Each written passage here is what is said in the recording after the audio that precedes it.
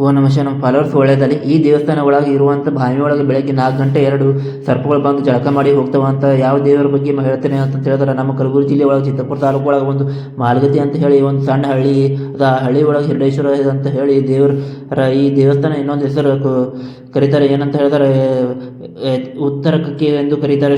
ನೀವು ಕುಕ್ಕೆ ಸುಬ್ರಹ್ಮಣ್ಯ ಬಗ್ಗೆ ನೀವು ಕೇಳಿರ್ಬೋದು. ಸರ್ಪದೋಷ ನಿವಾರಣೆ ಮಾಡ್ಕೊಂಬ ಸಲುವಾಗಿ ಕುಕ್ಕೆ ಸುಬ್ರಹ್ಮಣ್ಯ ಹೋಗ್ತಾರೆ. ಅದೇ ಥರ ಇಲ್ಲಿ ಕೂಡ ಬೇರೆ ಬೇರೆ ರಾಜ್ಯಗಳಿಂದ ಜನ ಬಂದು ನಮ್ಮ ಸರ್ಪದೋಷ ನಿವಾರಣೆ ಮಾಡ್ಕೊಂಬ ಸಲುವಾಗಿ ಇಲ್ಲಿ ಪೂಜೆ ಮಾಡಿಸಿ ಹೋಗ್ತಾರೆ. ಇಲ್ಲಿ ದೇವಸ್ಥಾನ ಸುತ್ತಮುತ್ತ ಭಾಳಷ್ಟು ಸರ್ಪ ಮೂರ್ತಿಗಳು ನಿಮಗೆ ಕಾಣಿಸ್ತವೆ. ಸರ್ಪ ಮೂರ್ತಿಗಳು ಅವ ಏನಲ್ಲಿ ಈ ದೇವಸ್ಥಾನ ದೇವರು ಕೆತ್ತಿಸಿವಲ್ಲ ಅಂತ ಭಕ್ತಗಳು ಬಂದು ಇಲ್ಲಿ ಸರ್ಪ ದೋಷ ನಿವಾರಣೆ ಆದಮೇಲೆ ಇಲ್ಲಿ ದೇವರ ಹೆಸರ ಮೇಲೆ ಒಂದು ಸ್ಥಾಪನೆ ಮಾಡ್ತಾರೆ ಅಂತ ಹೇಳ್ತಾರೆ.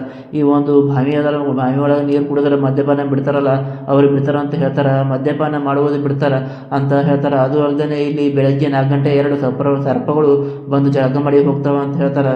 ಅದು ನಿಜ ಅದ ಹೇಳ್ತಾರೆ. ಅದು ಅಲ್ಲದೆ ಇಲ್ಲಿ ಮಕ್ಕಳು ಆಲದವರು ಇಲ್ಲಿ ಮಕ್ಕಳು ಬಂದು ಬೇಡ್ಕೊಂಡು ಆಗ್ಯಾವ ಅಂತ ಹೇಳ್ತಾರೆ. ಅದು ನಿಜ ಅದ. ನನ್ನ ವಿಡಿಯೋ ಇಷ್ಟ ಆಗಿತ್ತು ಅಂದ್ರೆ ಲೈಕ್ ಮಾಡಿ, ಫಾಲೋ ಮಾಡಿ, ಶೇರ್ ಮಾಡಿ. ಇದೇ ಥರ ಕಂಟಿನ್ಯೂ ಹೊಸ ವಿಡಿಯೋಗಳನ್ನು ತೋರಿಸ್ತಾ ಇರ್ತೀನಿ. ನನ್ನ ಮಾಹಿತಿ ಇಷ್ಟ ಆಯಿತು ಲೈಕ್ ಮಾಡಿ. ಧನ್ಯವಾದಗಳು. ಓ ನಮಃ ಶಿವಾಯ.